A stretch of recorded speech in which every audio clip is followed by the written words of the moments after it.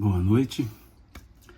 Hoje, 23 de dezembro de 2024, uma live para responder a perguntas. Responder às perguntas que vocês me mandam, me enviam pelo WhatsApp, pelo Instagram. E dessa vez eu selecionei aqui, fiz alguns compilados de perguntas, todas elas no contexto bíblico. Então eu separei aqui 9 perguntas sobre a estrutura da Bíblia, que são as que mais me chegaram. Creio que por causa do estudo do Novo Testamento que nós estamos fazendo e tem despertado algum interesse. Então, eu compilei algumas, então, juntando algumas que traziam os mesmos motivos ou as mesmas ideias de perguntas, e compilei aqui. Então vamos lá, responder a essas perguntas. A primeira pergunta muitos me perguntaram por que a Bíblia se chama Bíblia? Por que do nome Bíblia, desculpe.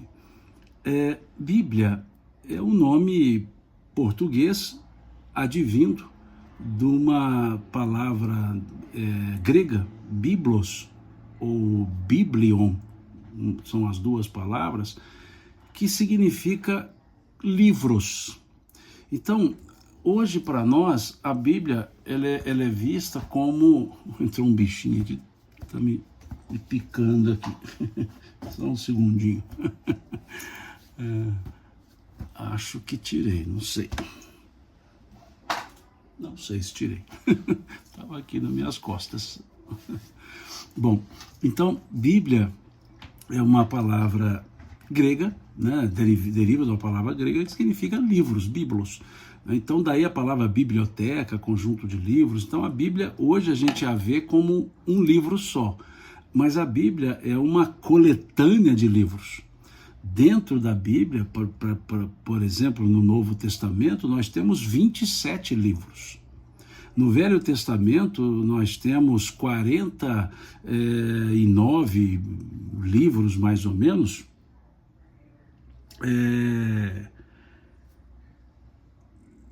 E desses 43, 42, agora me fugiu aqui, nem sempre eu me lembro. Mas desses, vários livros, então nós temos uma coletânea de livros, Vários são os livros que formam a estrutura, 42 na estrutura católica, 43 na estrutura católica, 36, salvo engano, na estrutura protestante. Então, por isso a palavra Bíblia, ela foi tomada como um livro. E, na verdade, a palavra significa livros, vários livros contidos nessa estrutura chamada Bíblia. Então, nós podemos dizer que a Bíblia é um compêndio de livros. Por isso é que se chama Bíblia. A segunda pergunta que me fizeram é: quais os idiomas em que a Bíblia foi escrita? Interessante essa pergunta, achei bem interessante essa pergunta. Em quais idiomas a Bíblia foi escrita? E aí vem a ideia. Os livros do Velho Testamento foram escritos, alguns em hebraico, outros em aramaico. Principalmente os livros escritos quando do cativeiro do povo hebreu na Babilônia. Então nós temos escrito em aramaico, por exemplo, o livro do profeta Daniel. Porque o aramaico era a língua corrente, a língua falada na estrutura daquela região, e ali então absorver o aramaico. Então há textos escritos em aramaico, há textos escritos em hebraico, por exemplo, os textos históricos, o livro dos Juízes, o livro de Samuel, são livros escritos em hebraico. Já o Novo Testamento foi todo ele escrito em grego. Todo o Novo Testamento foi escrito em grego. os evangelhos, as epístolas, os atos, o Apocalipse, todos eles escritos em grego. Então a gente tem 3 línguas compondo os textos bíblicos. Temos o hebraico e o aramaico no Velho Testamento e temos o grego no Novo Testamento. Então, creio que respondi essa segunda pergunta. A terceira pergunta é se os livros que estão na Bíblia estão em ordem cronológica. Não. Não quer dizer que ali há uma cronologia.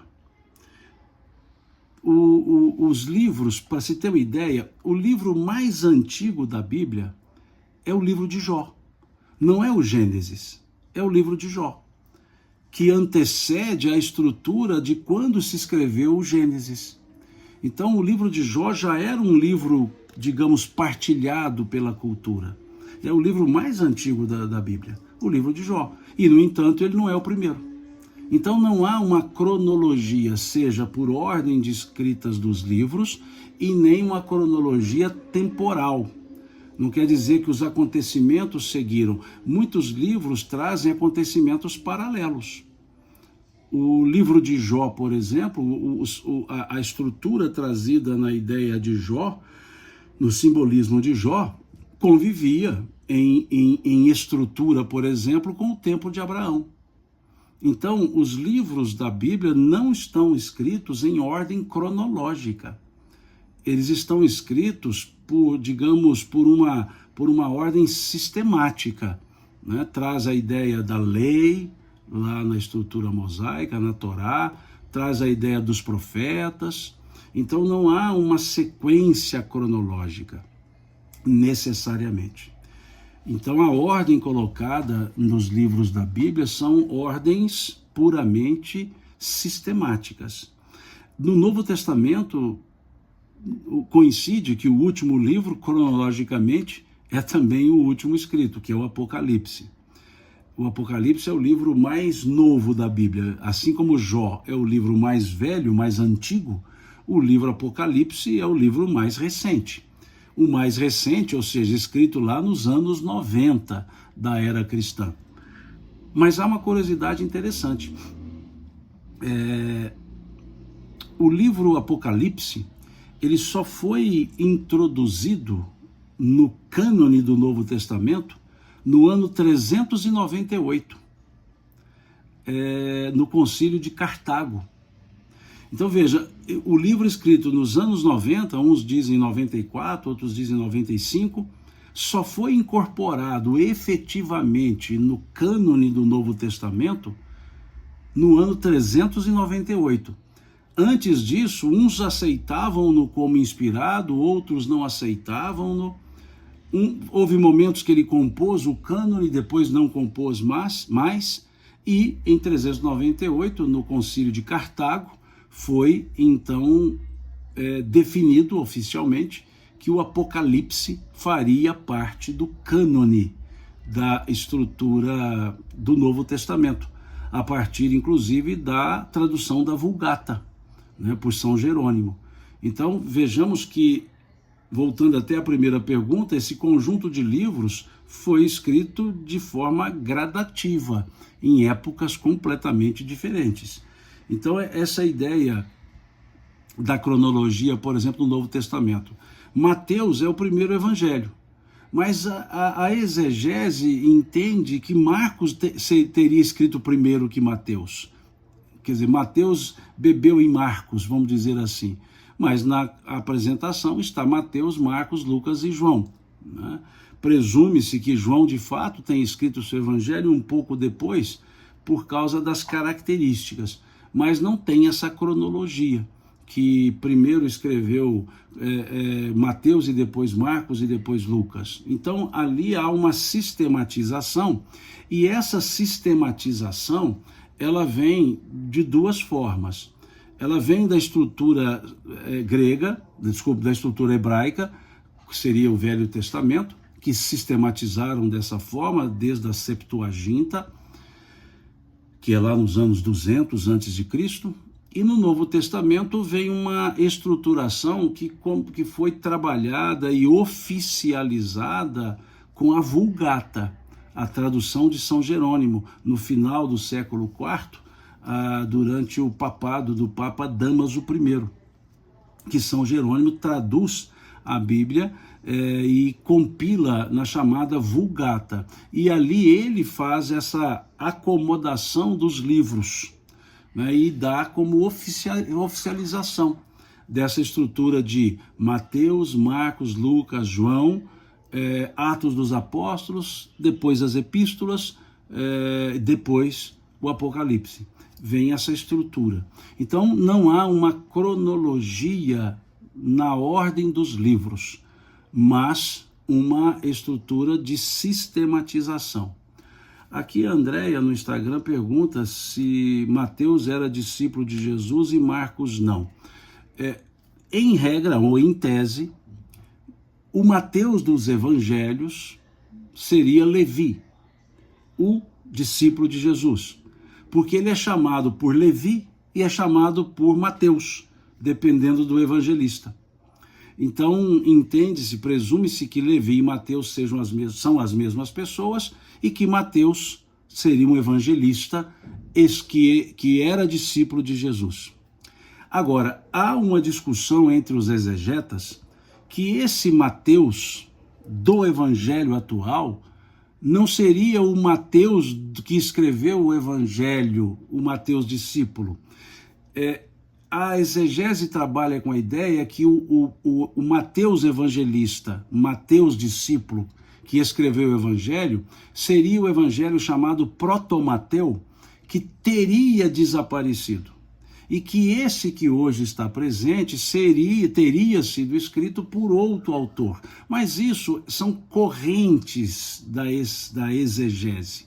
Então, em regra, ou a corrente majoritária, entende que o Mateus evangelista é o Mateus discípulo, o mesmo Levi.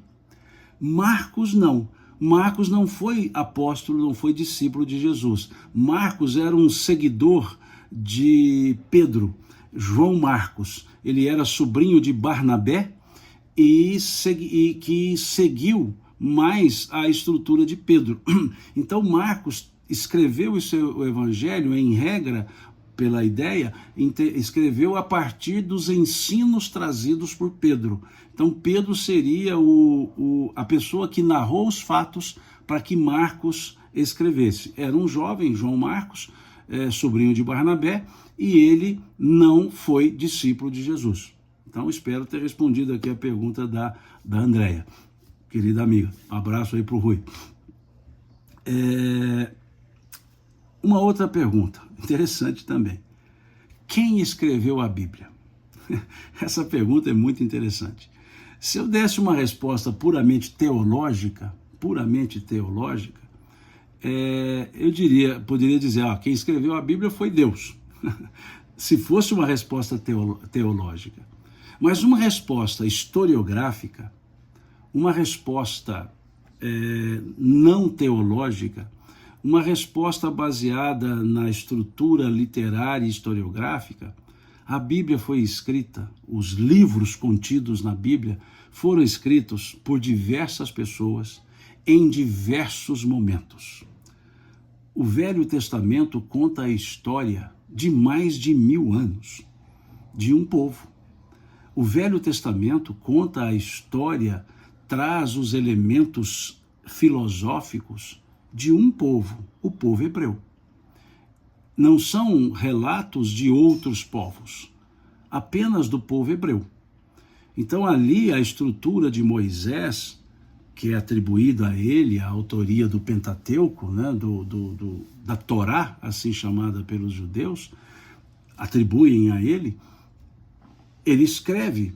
Mas a gente tem também claramente que Moisés pode ter escrito sim, o Gênesis, o Êxodo, o Deuteronômio, o Levítico, Números, mas não todo ele, porque lá há a narrativa da morte de Moisés.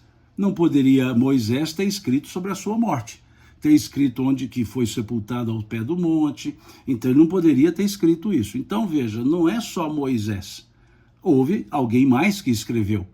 Até porque não teria como escrever sobre a morte de Moisés sendo escrita pelo próprio Moisés. Então, vários autores escreveram os livros. O autor de Juízes, por exemplo, né, o autor do livro de Samuel, pressupõe que teria sido Samuel o escritor, e assim pressupõe, por exemplo, os Salmos. Os Salmos dizem escrito por Davi. Tem Salmos escritos por Davi, Salmos escritos por Salomão, Salmos escritos na era dos Macabeus, já lá nos anos 200 a.C.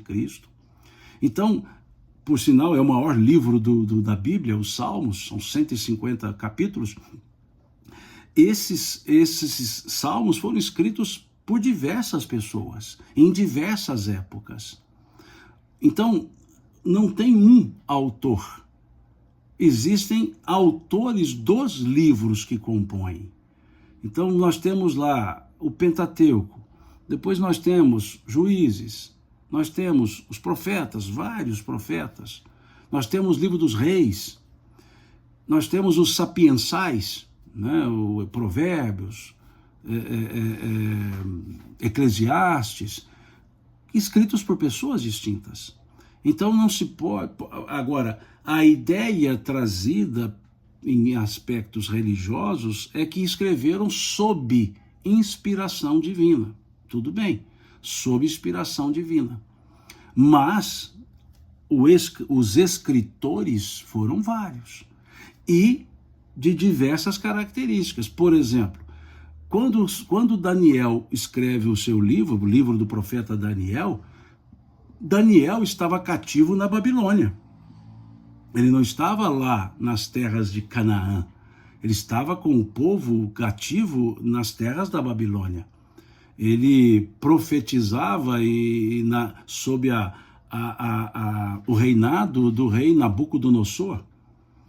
Então, veja, lá está, inclusive há salmos, por exemplo, cantados pelo povo da Babilônia, pelo povo que estava na Babilônia, e salmos relatados. Não foi Davi quem escreveu esses salmos. Era um pessoal que estava no exílio babilônico cantando, né? Porque os salmos são cânticos. Salmos não são para ser lidos, salmos são para serem cantados. Então os salmos são cânticos. E ali havia um dos cânticos do povo que estava cativo na Babilônia, que dizia lá que sentado nos rios, olhando os rios da Babilônia, sentados, eles choravam o exílio lembrando de Sião, né? Tem até uma música dos anos 80, 70, 80 lá da discoteca, do Boney M, né? Do conjunto Boney M, que é By the River of Babylon. Essa música By the River of Babylon é um salmo cantado pelos cativos da Babilônia. Então mostra que os salmos não foram escritos por uma pessoa em uma época só, diversas épocas. Então trazem estilos diferentes. O estilo de uma época, o estilo de uma característica de povo. Então não há como dizer quem foi o autor. Nós podemos dizer vários autores escreveram os vários livros constantes ali na estrutura da Bíblia, né? Os 36 ou 43, né, livros do Velho Testamento, 36 nas Bíblias protestantes, 43 nas católicas, ou os 27 do Novo Testamento. Então foram escritos em diversos momentos por diversas pessoas. Uma outra pergunta, uma quinta pergunta: como que é dividido o Velho Testamento? O Velho Testamento ele é dividido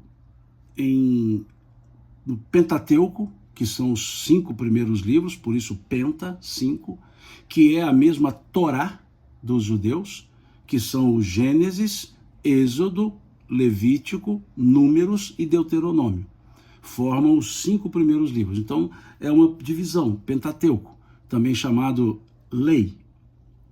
Nós temos os livros históricos, né, os livros históricos, que narram a história de um povo, a história de uma característica, como, por exemplo, Juízes, o livro de Samuel, são livros históricos. Nós temos os livros sapiensais, que são aqueles que levam à sapiência, ou seja, a sabedoria, como o livro Eclesiastes, como o livro Cânticos, Cantares. Então são livros sapiensais. E temos os livros proféticos, que são os profetas. Então o Velho Testamento ele é dividido em 4 estruturas: Pentateuco, históricos, sapiensais, proféticos, né, que formam essa estrutura do chamado Velho Testamento. E o Novo Testamento, ele também tem uma estrutura de divisão. Ele é dividido entre evangelhos, Atos dos Apóstolos, epístolas, as 14 atribuídas a Paulo, e as 7 chamadas epístolas universais, e o Apocalipse. Então assim é dividido o Novo Testamento, para fins exegéticos. Então, e essa foi a estrutura sistemática, colocada nas divisões.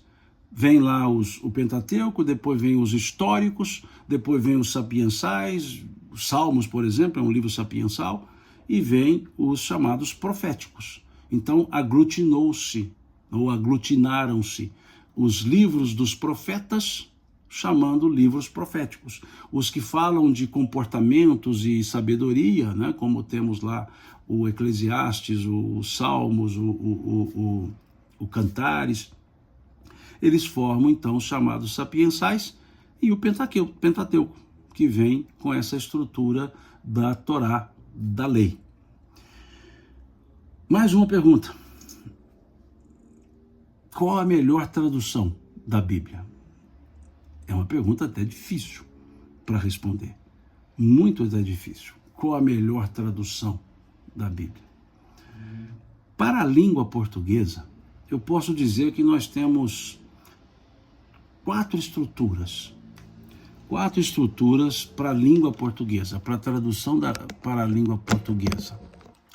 Nós temos uma estrutura que é a base protestante, que é a tradução de João Ferreira de Almeida. Nós temos uma estrutura que também é numa estrutura protestante, anglicana, que é a Bíblia, é a estrutura da tradução da Bíblia King James. Temos uma outra estrutura que tem uma outra matriz gramatical, que é a estrutura derivada da escola francesa, que é a Bíblia de Jerusalém. E temos a estrutura, por assim chamá-la, católica, que advém da Vulgata. Então, as traduções que vieram da Vulgata. E aí temos várias editoras que trazem essas traduções católicas. As traduções, elas precisam ser analisadas com relação à forma que foram feitas. Por exemplo, João Ferreira de Almeida, ele traduz a Bíblia para o português, e aí ressalte-se, não toda a Bíblia. Ele traduziu o Novo Testamento, e o Velho Testamento ele falece antes de terminar a tradução. Então os seguidores de João Ferreira de Almeida deram sequência à tradução. Então João Ferreira de Almeida, ele traduz a Bíblia, parte do Velho Testamento e todo o Novo Testamento, no século 17. Então, óbvio, tem uma estrutura tradutória, de tradução, bem mais, que eu chamaria, erudita. E ele traduz a Bíblia no português de Portugal, falado na Holanda. Ou seja, João Ferreira de Almeida ficava na Holanda, e ele traduz para o português de Portugal. Então hoje nós temos as traduções de João Ferreira de Almeida, revista e atualizada, revista e corrigida, revista corrigida e atualizada, que são lá RA, RC, RCA.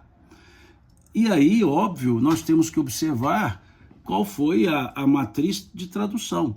Se tem termos de atualização, se trocou-se termos. Então, as traduções, a gente sempre sugere, eu sempre sugiro, traduções que estejam mais próximas ao português formal. Quando a gente observa assim, Bíblia na linguagem de hoje, tira-se muito do sentido semântico da tradução. Tira-se muito o sentido semântico. Por exemplo, traduções que colocam tudo na terceira pessoa do singular ou terceira pessoa do plural, perde um pouco da característica do uso dos pronomes. Da primeira pessoa do singular, da segunda pessoa do plural, da segunda pessoa do singular, da segunda pessoa do plural, que tem diferença usar o tu, usar o vós, e isso tira do texto alguns sentidos semânticos. Quando se tira, por exemplo, os verbos da estrutura do imperativo afirmativo e traz para o indicativo, perde o sentido semântico do texto, porque o imperativo afirmativo é uma obrigatoriedade por pedido veemente ou por ordem dada.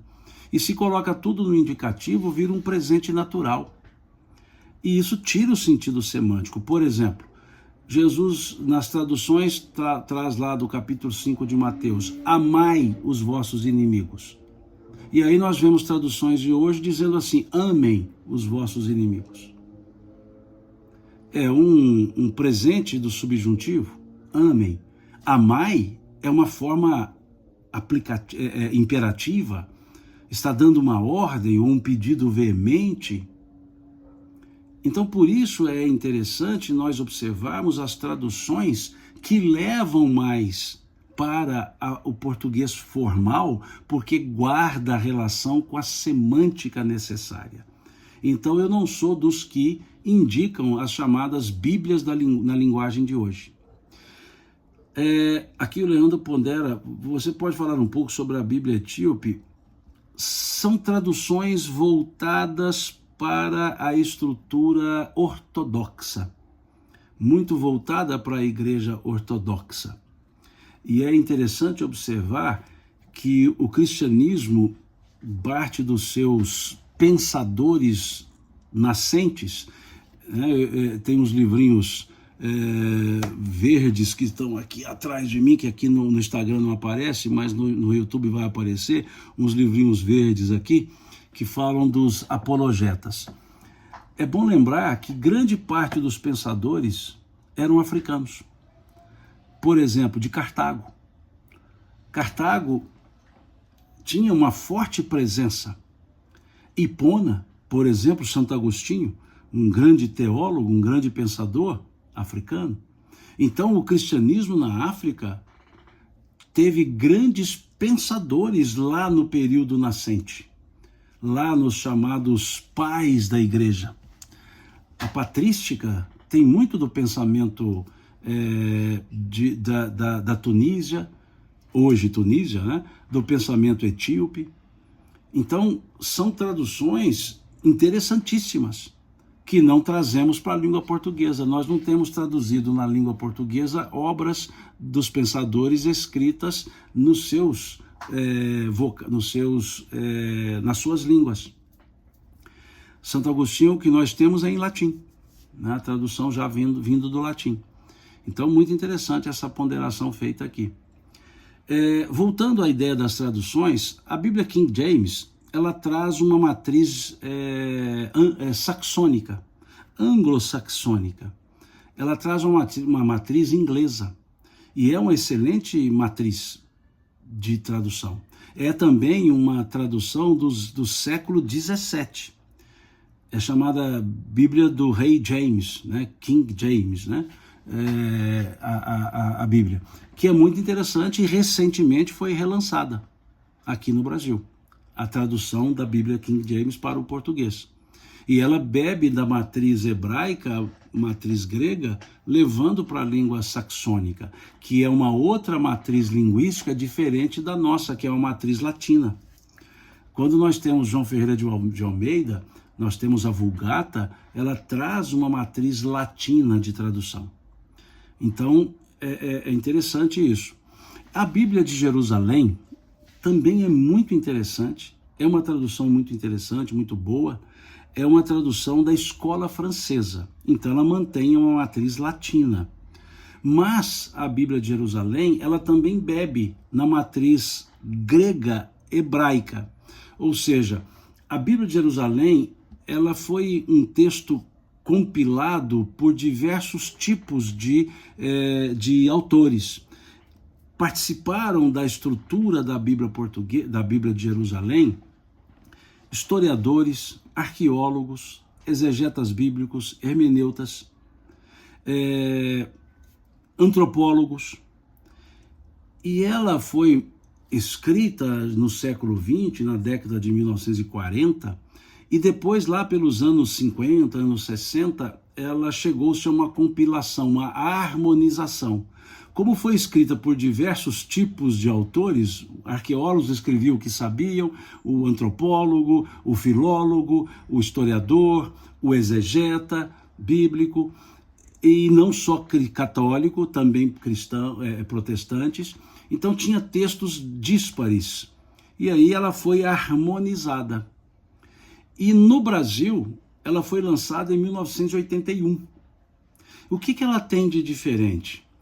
Ela traz textos. O Velho Testamento, por exemplo, é o texto que nós chamamos de massorético.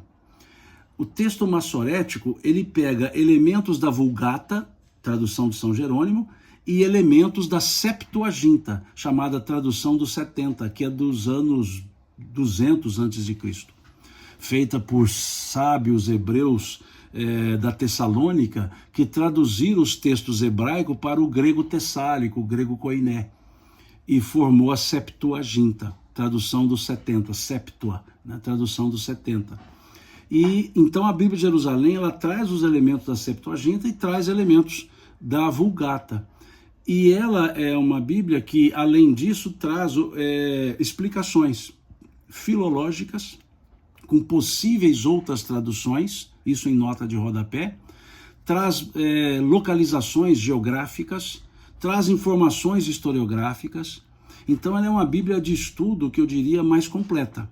E ela é uma Bíblia que contém também os livros deuterocanônicos, que na pergunta seguinte eu explico.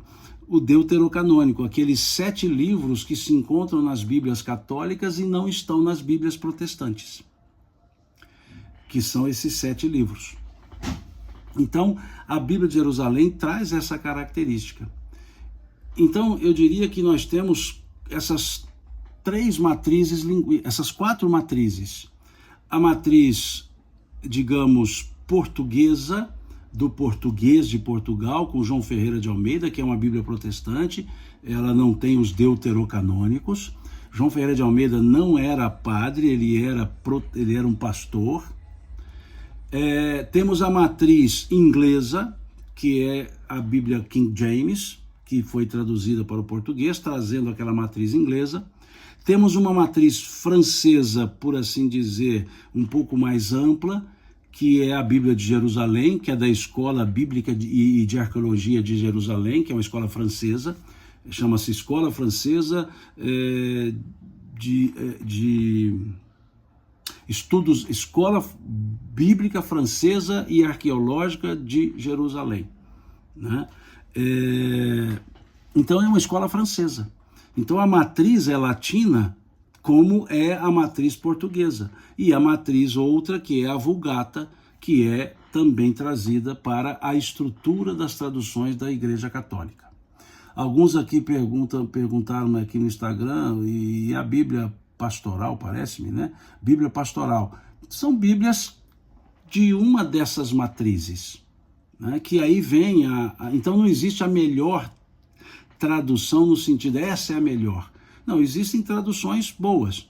Eu, por exemplo, aqui na estante, eu tenho 52 traduções diferentes, Bíblias. Eu tenho 52 Bíblias aqui, com traduções diferentes, com matrizes por grupo. Tenho matriz latina, matriz grega, matriz hebraica, tenho a matriz inglesa, né, King James, tenho aqui a matriz francesa da Bíblia de Jerusalém. E muitas vezes eu vou lendo numa, lendo noutra, para pegar uma passagem só. E vejo vários tipos de tradução. E aí a gente observa se aquela tradução ela está guardando relação com a estrutura do texto, com a estrutura grega, por exemplo, do texto do Novo Testamento. Né? Então, ou mesmo do Velho, lá da Septuaginta. Tem aqui também a Septuaginta. Então, não existe aquela melhor, existe aquelas que, trabalhadas em conjunto, nos favorece a uma tradução, uma interpretação, eu chamaria mais limpa. Né? Agora, eu desaconselho, não estou dizendo que são ruins, eu desaconselho as chamadas Bíblias na linguagem de hoje. Bíblia na linguagem do jovem, Bíblia na linguagem de hoje, Bíblia dos empresários. Aí eu já desaconselho, porque a ideia não é manter a semântica originária, é trazer para uma linguagem muito rasa, para uma linguagem de pouca profundidade, e que mudam os tempos verbais, as formas verbais, e isso não ajuda na interpretação do texto. E há Bíblias, me desculpem, que há Bíblias que mudam algumas palavras intencionalmente. Aqui eu posso falar de uma delas, deixa eu pegá-la. Por exemplo, essa Bíblia aqui é uma Bíblia católica da editora Ave Maria, uma Bíblia católica. E aqui, se nós olharmos, por exemplo, no Levítico 20, por exemplo, versículo 6. Lerei aqui para vocês, já está marcado. Veja o que está escrito aqui. Se alguém se dirigir aos espíritas ou aos adivinhos para fornicar com eles, voltarei o meu rosto contra esse homem e o cortarei do meio de seu povo. Se olharmos o Levítico 27, qualquer homem ou mulher que evocar os espíritos ou fizer adivinhações será morto. Mas gravemos aqui os 6, espíritas. Se olharmos o Deuteronômio, capítulo 18, por exemplo, vamos lá no Deuteronômio 18, veja o que está escrito aqui. Versículo 10 do capítulo 18.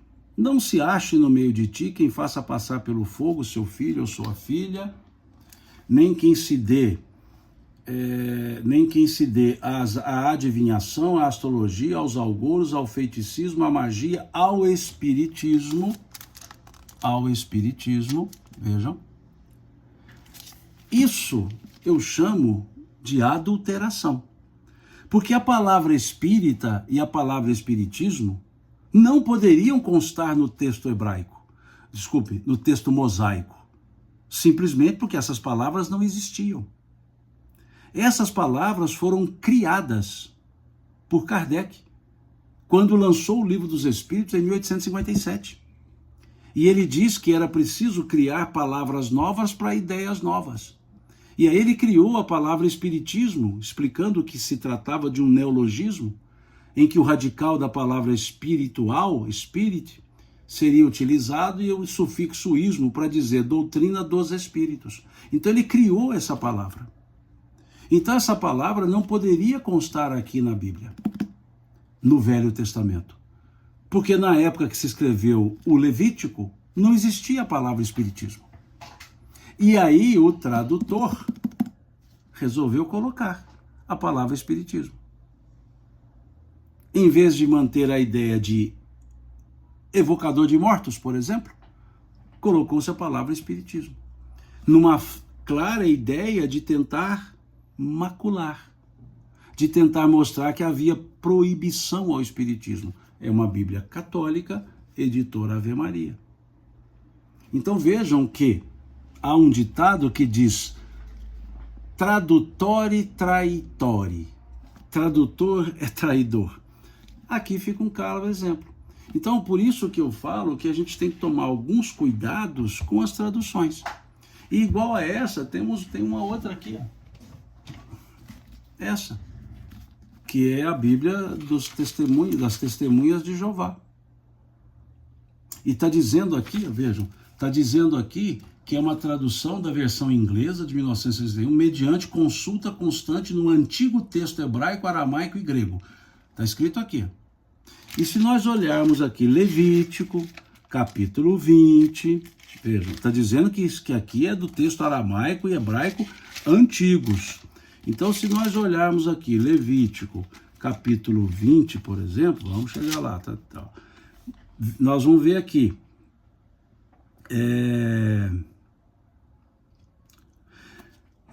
versículo 31 do capítulo 20. Não vos vireis para médiuns espíritas. Não vos vireis para médiuns espíritas. E não consulteis prognosticadores profissionais de eventos, de modo a vos tornardes impuros para eles. Eu sou Jeová, vosso Deus. Aqui está dizendo no início da Bíblia que é uma tradução mediante consulta constante no texto antigo, aramaico e hebraico. Como que no texto antigo, aramaico e hebraico estaria a expressão médium espírita? No versículo do capítulo 19, versículo 31, do Levítico. No capítulo 20, versículo 6, está assim: quando a alma que se vira para médiuns espíritas. Como que foi dito que essa Bíblia buscou no texto hebraico e aramaico antigo, se no hebraico e aramaico antigo não poderia ter a palavra espiritismo, espírita, médium espírita, porque elas não existiam? Então isso é que eu falo, que a tradução é importante sabermos a origem. Sabemos a intenção. Aqui nós vemos clara intenção de macular o pensamento espírita. Então, quando me perguntam qual a tradução que eu uso, eu falo, depende do momento. Eu estou ali fazendo observações e vejo que nesse assunto essa tradução aqui está mais lógica, está mais real, e vejo que outras não. Agora, quando pede-me para indicar, eu indico.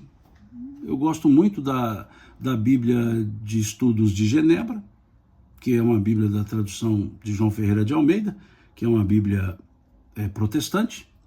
Quando me pedem uma sugestão de Bíblia católica, eu sugiro a Bíblia da editora da CNBB, editora católica CNBB, Conferência Nacional dos Bispos do Brasil. Sugiro, indico. Algumas, também a Bíblia das edições paulinas, ou Paulos hoje, também interessante, indico.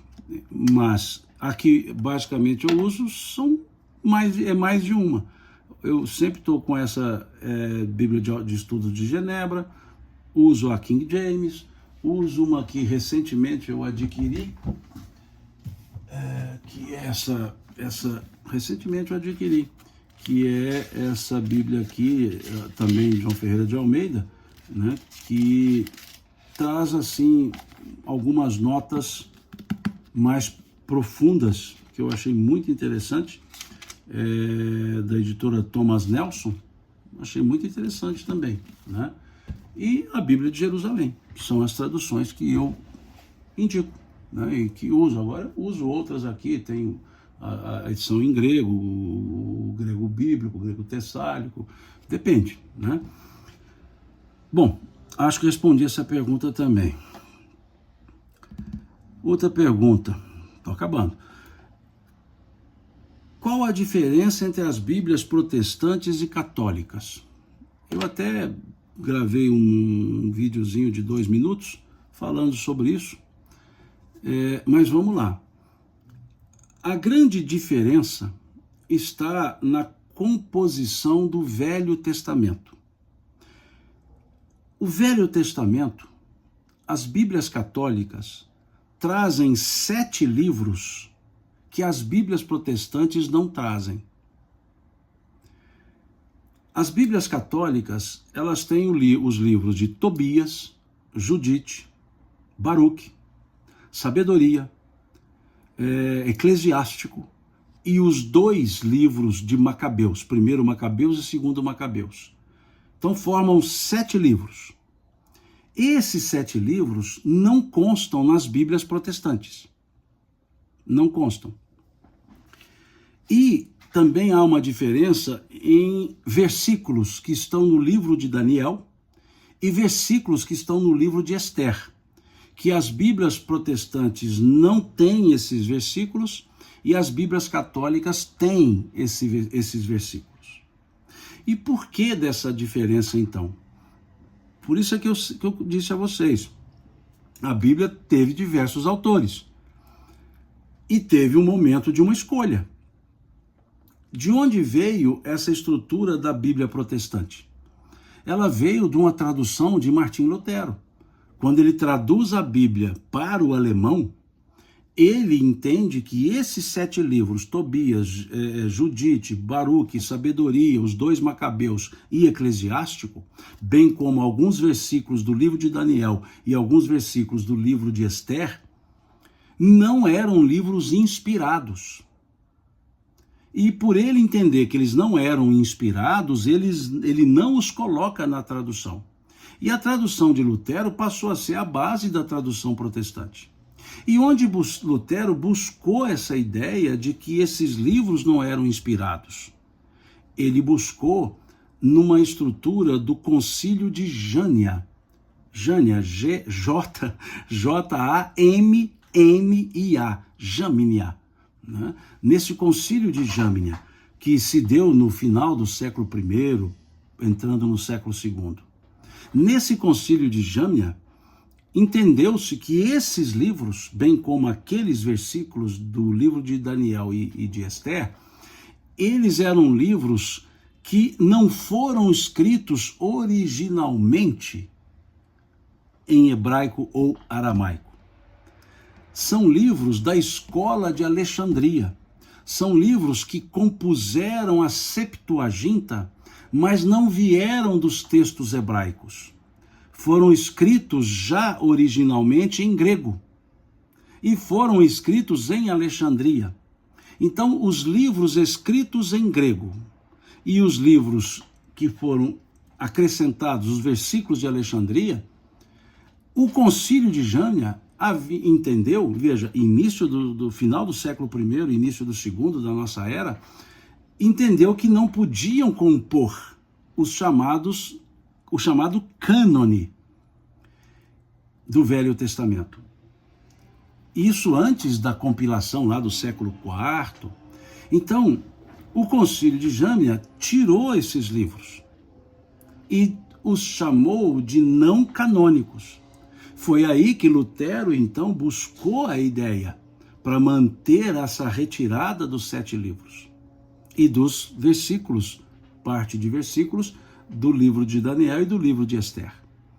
O que faz, então, que o Velho Testamento, entre as Bíblias católicas e as Bíblias protestantes, sejam diferentes. A Bíblia católica confirmou esses livros já a partir do século IV, chamando-os de deuterocanônicos. Os exegetas protestantes, leia-se também evangélicos, chamam de livros apócrifos. E os católicos exegetas chamam de deuterocanônicos. Deutero quer dizer novo, um novo cânone, que não era original lá para os hebreus, mas surgiu na Septuaginta. Então, era um novo cânone. E aí eles chamam de deuterocanônicos. E o Concílio de Trento, que veio no movimento da Contra-Reforma, esse Concílio de Trento reafirmou que o Velho Testamento tem esses 7 livros. E aí, digamos, sacramentou-se a diferença entre as duas Bíblias. As Bíblias de matriz protestante, sem os livros de Tobias, Judite, Baruque, Sabedoria, Eclesiástico e os 2 livros de Macabeus, bem como alguns versículos do livro de profeta Daniel e do livro de Esther. E as Bíblias católicas contendo esses livros. É onde faz com que, então, uma tenha 43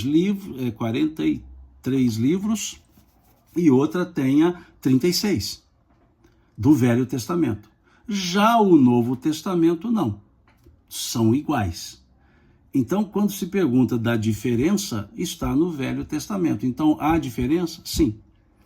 E aí, sem nenhuma ironia, não vejam na minha parte ironia, mas quando se diz, então, num aspecto categórico, né, que a gente chama de sola escritura, ou seja, só vale a escritura, né, é um termo chamado sola escritura, que é a estrutura luterana, a estrutura calvinista.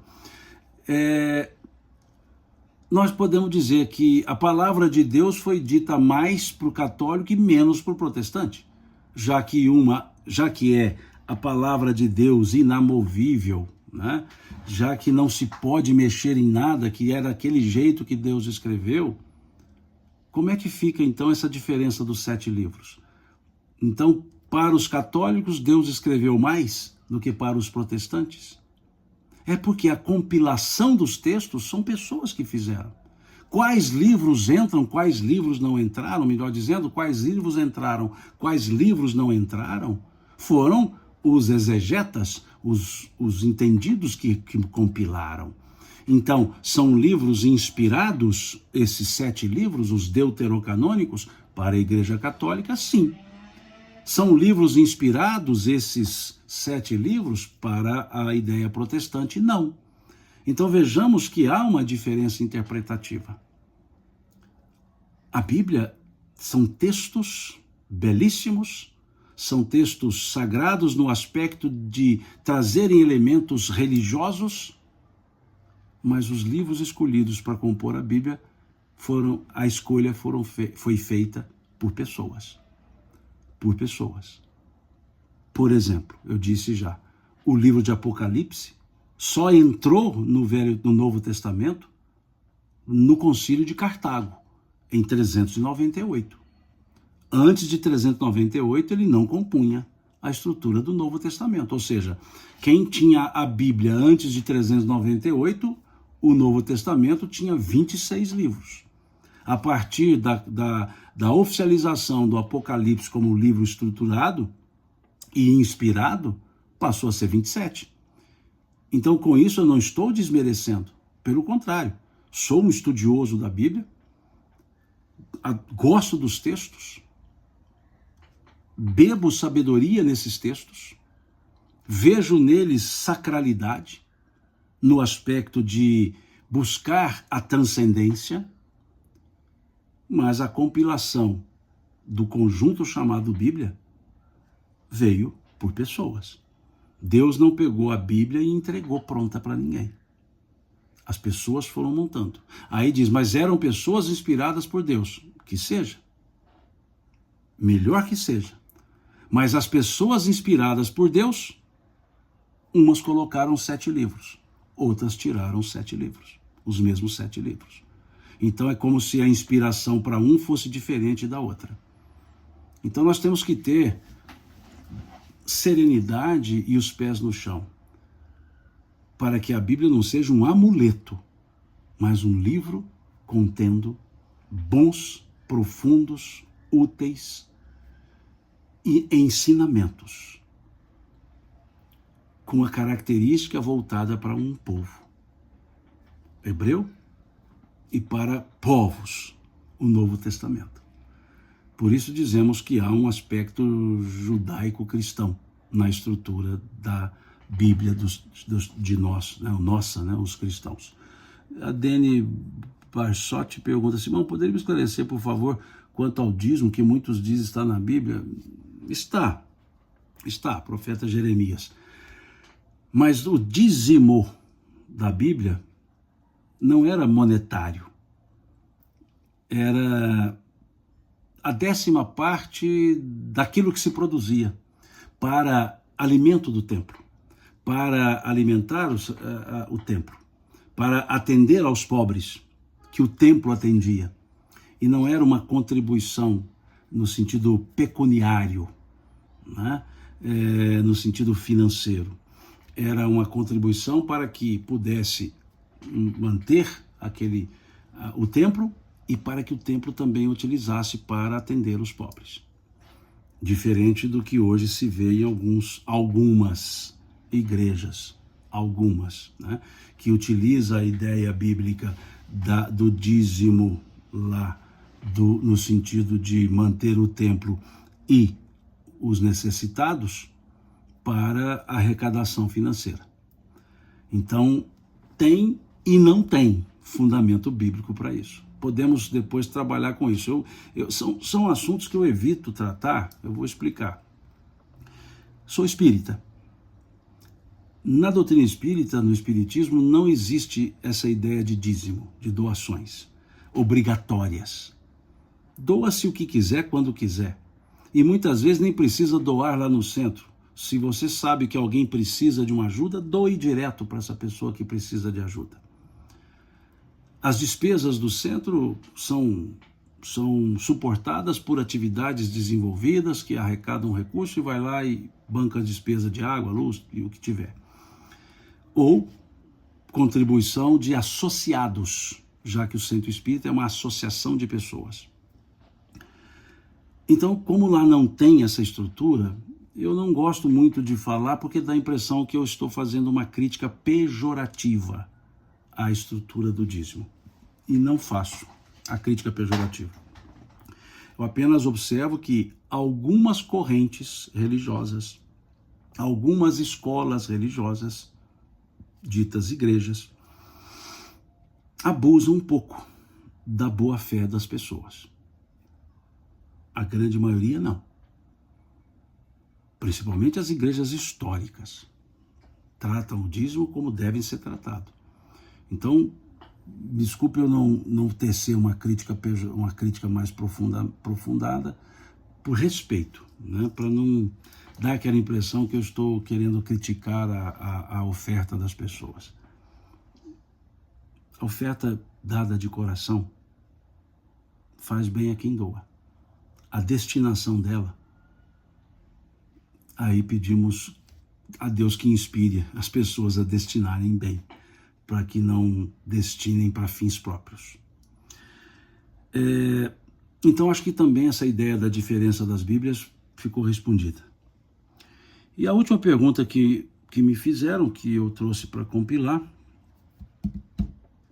quantas cartas Paulo realmente escreveu? Foi a pergunta. Aqui também vai para um mundo um tanto questionável, um tanto de debates.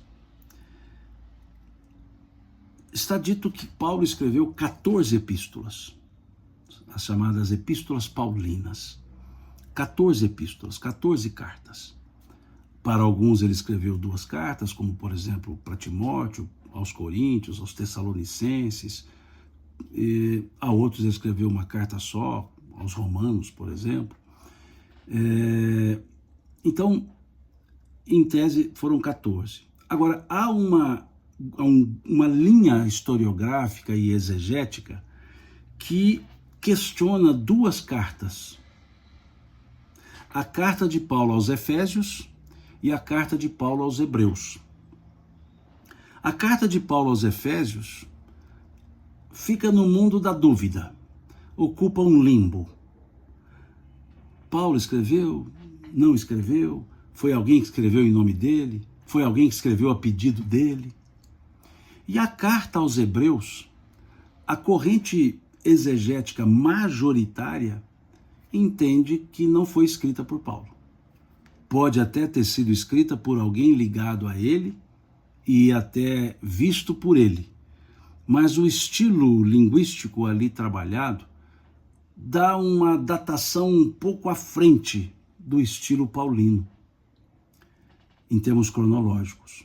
Então, sem nenhum questionamento, 12 cartas foram escritas por Paulo. Com dúvidas, uma carta aos Efésios. E a exegese entende que uma delas não teria sido escrita por Paulo, que é a carta aos Hebreus. Não quero criar polêmica com isso, apenas é o que a exegese, a historiografia, acaba trazendo. Bom, essas foram as perguntas que eu compilei aqui para responder. Eu fiquei uma semana sem responder, eu sempre tento às quartas-feiras responder. E foram essas que eu compilei, foram todas, eu achei por bem hoje trazer todas voltadas para perguntas ou curiosidades bíblicas. Depois eu separo um outro conjunto de perguntas sobre, por exemplo, a doutrina espírita, e trago. Né? Então eu estou separando por grupo de assuntos, para trazer um assunto, depois trazer um outro assunto. Espero que eu tenha ajudado um pouco com essas respostas. Pode ser que eu faça vídeos agora separados para cada resposta dessas, faço um vídeo separado e vou soltando, publicando, quer dizer, não vou recortar, porque eu não sei como é que recorta os vídeos aqui, não sei mesmo. Então eu faço de novo, sem problema nenhum, né? Então seria assim. Então, mais uma vez, muito obrigado pela paciência de vocês estarem aqui comigo. Deus lhes pague por esse carinho, por essa atenção. Desejo a vocês um Natal abençoado e feliz. E depois de amanhã, dia 25, às 10 da manhã, eu farei uma live. Talvez vão dar um título para a live, sei lá, e Jesus nasceu, sei lá, para falar sobre a chegada de Jesus à Terra. Então, depois de amanhã, dia 25, às 10 da manhã, farei essa live para esse fim. Ok? Mais uma vez, muito obrigado. Boa noite para vocês. Bom e abençoado Natal. E a gente se vê dia 25, às 10 da manhã. Até.